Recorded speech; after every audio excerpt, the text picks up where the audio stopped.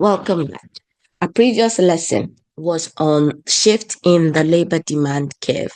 Today we'll be looking at the individual labor supply, which is how much time an individual devotes to work versus leisure. So for a typical individual, your labor supply is how much time you spend working in a particular market. Because there is limited hours in each day, it's a difficult choice to choose between how much hours to work and then how much hours to spend doing other things. Now, how do we answer the question of how much time should you allocate to work? So to answer this, let's first note a few things.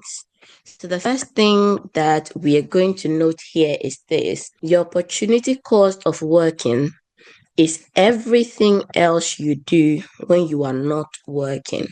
So remember that the concept of opportunity cost is the value of the next best alternative that is foregone. So assuming that in a typical 24 hours, you can either work or enjoy leisure. Now, you can do many other things, but to make our analysis simple, we usually split it into working or leisure. So this concept is every other thing that you can do apart from working, we classify it as leisure. The opportunity cost principle, it tells us that the cost of paid work is foregoing the time spent on leisure. So what's the implication of this? The implication is that choosing the number of hours you work is equivalent to choosing the number of hours for leisure, because you have 24 hours to split between these two. So if you choose one, consequently, you're choosing the other. So anytime you are not working, then you are enjoying leisure. And anytime you are working, then you are not enjoying leisure. So that's why we mean by your opportunity cost of working is everything else you do with your time when you are not working. And in this example, it is leisure. Let's look at the rational rule for workers, which will lead us to how we make the decision between working and leisure. The rational rule for workers is to work one more hour as long as the wage that you get from working is at least as large as the marginal benefit of another leisure. Why is this the case? So to decide how many hours to devote to work, a worker has to weigh the cost and benefit of working one more hour. So remember that when we are looking at optimal level of many things in economics, we are usually looking at the cost versus the benefit. So in this example, in this labor supply case, the cost of not working is you are foregoing wage that you get if you had worked, and the benefit of not working is another hour of leisure that you get to enjoy. So the benefit of working 1 hour is the wage that you earn. So let's assume that you have 1 hour. Now, cost and benefits. So assuming you are working. So the benefit of working this 1 hour is the wage that you earn. So the benefit of working here is wage. So every hour you work, you get your wage. Now, the cost of working is an hour of leisure you have to forgo. So the cost of working is 1 hour of leisure because you are using that 1 hour to work. So it's the benefit of working and the cost of working. So if a worker follows the rational rule, he will keep working or he'll keep choosing work and less leisure until the marginal benefit of 1 hour of leisure is equal to the wage.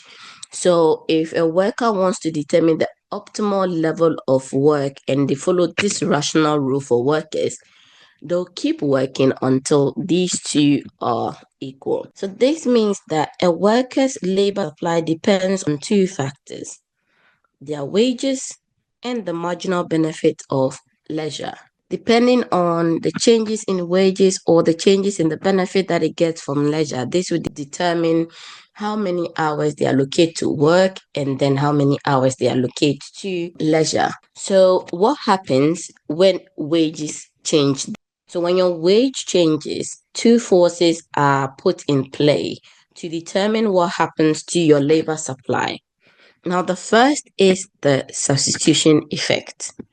So the substitution effect, it describes how people respond to changes in relative prices. When your wages go up, the opportunity cost of leisure also goes up, because to enjoy 1 hour of leisure, you have to give up a higher wage, which makes leisure more expensive.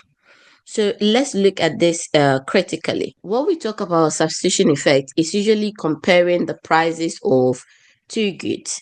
So if the two goods are substitutes, when the price of the one good goes up, you decrease the demand for that good and then you buy the other good. So in this case, working is one good and leisure is another good. So every time you are enjoying leisure, it means you are not working. So every hour that you enjoy leisure, the benefit you get is the benefit you get from the leisure, the benefit from leisure. And then the cost of enjoying 1 hour of leisure is the wage, because you are using that 1 hour to enjoy leisure instead of working. So you're not getting the wage. So when you are enjoying an hour of leisure, your opportunity cost is wage. So in this case, you can say that the price of leisure is wage. So what substitution effect means is that when the price of leisure goes up, so when the wages increase, this means that the two goods being substituted, leisure has become more expensive. So you have to decrease your demand for leisure. Now, when you decrease your demand for leisure, it means you are freeing up time to work. So higher wages means that you're going to decrease the hours that you spend on leisure and then free up time now to work.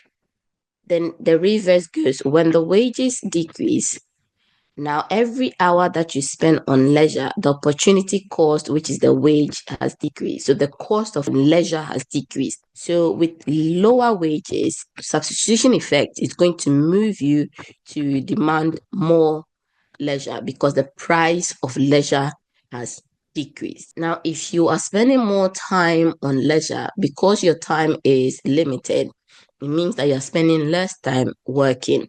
So we have working hours are going to decrease. So this is what we have with substitution effect. So if you can see, substitution effect implies that there is a positive relationship between wages and working. So that is what we have represented here in this scale. So if this is wage and this is the quantity of hours that you spend working, just the substitution effect implies that higher wages is going to induce higher hours of work. And this is simply because higher wages means that the price of leisure has increased, so you consume less leisure and then work more. In simpler words, you're going to give up more hours of leisure so that you can work more hours when your wage rises. So this accounts for an upward sloping individual labor supply curve.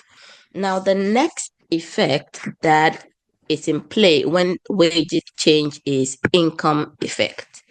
So with the income effect, it describes how people's choices change when they have more income. An increase in wage means that your income has increased. For normal goods, we know that an increase in the income is going to lead to an increase in quantity demanded. So in this case, we are considering leisure as a normal good. So for the income effect, when the wages increase, because leisure is a normal good, it's going to increase demand for leisure. If you think about it, in this context of labor supply, if leisure is considered a normal good, an increase in your income may lead individuals to choose more leisure and less work. Now, this is because with higher income, individuals can afford to reduce their working hours and still maintain a desired standard of living. So another way of looking at this is that if an individual becomes wealthier, they might choose to work less because they can afford to do so. This will lead to a downward sloping labor supply curve. Now, what we've said here is that when the wages changes, there are two factors at play: substitution effect and income effect. So consequently, the labor supply curve is going to depend on the net effect of the substitution and income effect. So what we've seen so far is that changes in wages induces both substitution and income effect. So for substitution effect, a higher wage raises the marginal benefit of working another hour. Then for the income effect, a higher wage raises the marginal benefit of extra hour of leisure. So these two forces, they push in opposite direction. If the substitution effect dominates, then we have substitution effect being bigger than income effect. So remember that substitution effect leads to upward sloping labor supply curve, and then income effect leads to downward sloping labor supply curve. So if substitution effect is bigger than income effect, then the net effect is going to be an upward sloping labor supply curve.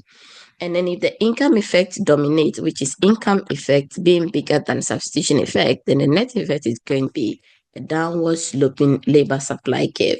Now, it could happen that these two forces will be equal. So we can have substitution effect being equal to income effect. Now, when this happens, then the labor supply curve is going to be vertical, as we have seen here. So we'll have a curve that looks like this, which is a vertical labor supply curve. Now, this implies that your labor supply remains unchanged as wages change. So the two effects are offsetting each other. So we're not neither having a negative or a positive. We're literally just having zero effect. So wages can change, but the labor supply will always remain at the same quantity of hours. Now, it could also happen that the two effects can happen in different periods. So it doesn't mean that for a typical person, for your entire life, your labor supply will only be upward or only be downward or only be vertical. You can have different curves at different stages in your life. This is what we call the backward bending labor supply curve. So what this means is that we could see that certain wages, your substitution effect can dominate your income effect, and then at certain wage level also your income effect can dominate, and other wage level it can also offset. Now let's look at this graph here to see what we mean. So if we begin from a wage of say 20 pounds per hour, then at lower wages, maybe your substitution effect will dominate as your wages increase. Now, this could be a person that is now starting up entry level role. So you really do not have much savings or much investment or any other income. So you find that as wages go up, this person will be willing to work more hours. In this case, the substitution effect is dominating. So for such a person, they are going to have an upward sloping labor supply curve. At this point, labor supply curve is going to rise with each increase in wage. So which means that your substitution effect dominates.